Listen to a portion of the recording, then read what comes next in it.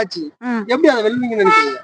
கண்டிப்பா திராவிட ஆட்சி அது ஒரு போலியான ஆட்சின்னு தெரிஞ்சு போயிட்டு கண்டிப்பா 2026ல பொற்கால ஆட்சியா தான் இருக்கும். கண்டிப்பா இதுவரை இப்ப நீங்க சொன்னீங்க அதிமுக திமுக பண்ணாததுன்னா திமுக என்ன பண்ணாங்க? ஊழல் தான் பண்ணிட்டு இருக்காங்க. அந்த ஊழலே இல்லாத ஆட்சி. இலவசமே இருக்கக்கூடாது. எப்படி இலவசம் இல்லைன்னா ஊழல் தானா அழிஞ்சிடும். இலவசமே இல்லாம கண்டிப்பா நல்ல பொற்கால ஆட்சியா இருக்கும். அப்புறம் இன்னொரு கொஸ்டின் எல்லாரும் கேட்டாங்க, தளபதி எங்க ஓடி ஒளிஞ்சிட்டாரா, அமைதியா இருந்தாருன்னு. புயலுக்கு பின்னாடி தான் அமைதி வரும். அமைதிக்கு அப்புறம் புயல் வரும் 2026ல. கண்டிப்பா நீங்க பார்க்க போறீங்க அந்த புயல். எல்லாருக்கும் தமிழ்நாட்டுக்கே ஒரு விடிவெள்ளியா தான் இருக்கும் அந்த புயல். தமிழ்நாட்டை அழிக்க வந்த புயலா இருக்காது, விடிவெள்ளியா இருக்கும். கண்டிப்பா. பெண்களுக்கு 1000 ரூபாய் போன்ற திட்டங்கள்லாம் நிறைய கொடுத்திருக்காங்க. அதை வச்சு வெல்லுன்றாங்க திமுக. அது வந்து சின்ன மீனை போட்டு பெரிய மீனை பிடிக்கிற மாதிரி 1000 ரூபாய் கொடுத்துட்டு ஒவ்வொரு பெண்களோட அடி வயித்துல ஒயின் ஷாப் மூலியமா அவங்க கறந்துகிட்டு இருக்காங்க. அது எல்லா பெண்களுமே புரிஞ்சுக்கிட்டாங்க. நீங்களே கேட்டாலுமே தெரியும். கண்டிப்பா ஒவ்வொரு ஓட்டுமே நீங்க பாருங்க, கூட்டணியும் அமைக்க வேணாம், எங்க தளபதி தான். தமிழ்நாட்டுல கூட்டணி இல்லாம வெல்ல முடியாதுன்றாங்க. கண்டிப்பா பார்க்க தானே போறீங்க.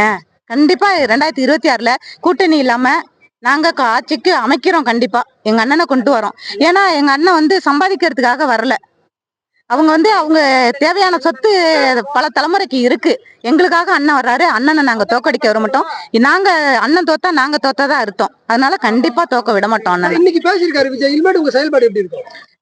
இதை விட நாங்க இது 1000 மடங்கு தான் செயல்பட்டுட்டு இருக்கோம். இதை விட இன்னும் 1,00,000 மடங்கு நாங்க செயல்படுவோம். கண்டிப்பா மாற்றம் ஏற்படுமா? கண்டிப்பா மாற்றம் ஏற்படும். வெல்வார் கண்டிப்பா. நீங்க பார்க்க தானே போறீங்க. இதே ரொம்ப நாளுக்கு அப்புறம் தளபதி வந்து ஸ்பீச் கொடுத்தது எங்க எல்லாருக்கும் ஒரு பூஸ்ட் மாதிரி தான் இருந்தது. கண்டிப்பா கண்டிப்பா அவர் தான் முதலமைச்சர் ஆவார்.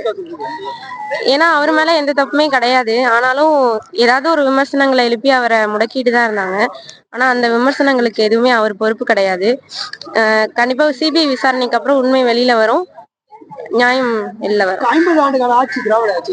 அரசியல் பண்ண முடியும். கண்டிப்பா முடியும். இந்த கட்சிகளுக்கு மத்தியில இந்த கட்சி இப்ப வெளியில இவ்வளவு பெருசா ஒரு 2 வருஷத்துல ஆரம்பிச்சு தெரியுதுன்னா கண்டிப்பா மாற்றம் வரும். விஜய் வந்து கரூர் விஷயத்துல ஓடி ஒளிஞ்சிட்டாரு அப்படின்னு விமர்சனம். அப்படி எல்லாம் எதுவுமே கிடையாது. எங்க ஓடி ஒளிஞ்சிட்டாங்க? இங்கதானே இருக்காங்க.